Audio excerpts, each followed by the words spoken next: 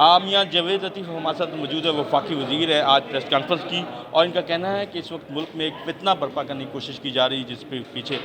سابق وزیر عمران خان ہے، اس کو روکنے کی بات کر رہے ہیں۔ سر کیسے روکا جائے یہ فتنہ، اور فتنے کے پیچھے کون لوگ ہیں؟ دیکھیں،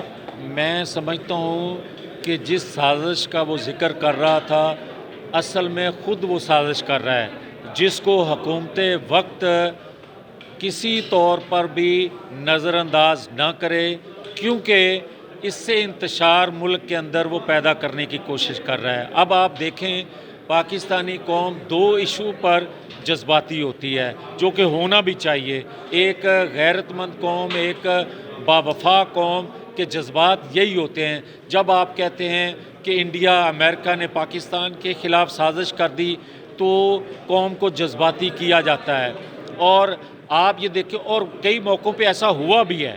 مگر جو اب یہ دین کے حوالے سے بات کر کے لوگوں کے جذبات سے کھیل کر اپنی ان 4 سالہ کارکردگی کے اوپر پردہ ڈالنا چاہتا ہے،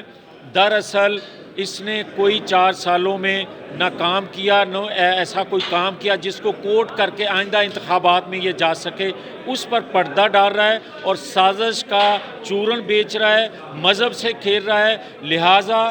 یہ حکومت جو ہے، ایک کمیٹی، ایک کمیشن جس پر پوری پاکستانی قوم کو اعتماد ہو، وہ بنائے اور اس کے چورن کو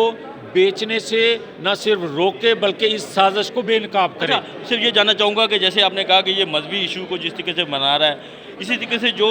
سازش کا خط کے حوالے سے ان کی طرف سے بھی ہے کہ جوڈیشل کمیشن، تو دونوں ایشوز کے اوپر جوڈیشل کمیشن بن جائے۔ میں سمجھتا ہوں کہ دونوں ایشو ایسے ہیں جس سے قوم کو بتانا، قوم کو چیزوں سے آگاہ کرنا، قوم کا اعتماد لینا ضروری ہے۔ جی، دونوں ایشوز کے اوپر قوم کا اعتماد لینا ضروری ہے اور اس کے اوپر تحقیقات ہونی بہت ضروری ہے، تاکہ ملک کے اندر بدامنی کا جو معاملہ ہے وہ نہ ہو سکے۔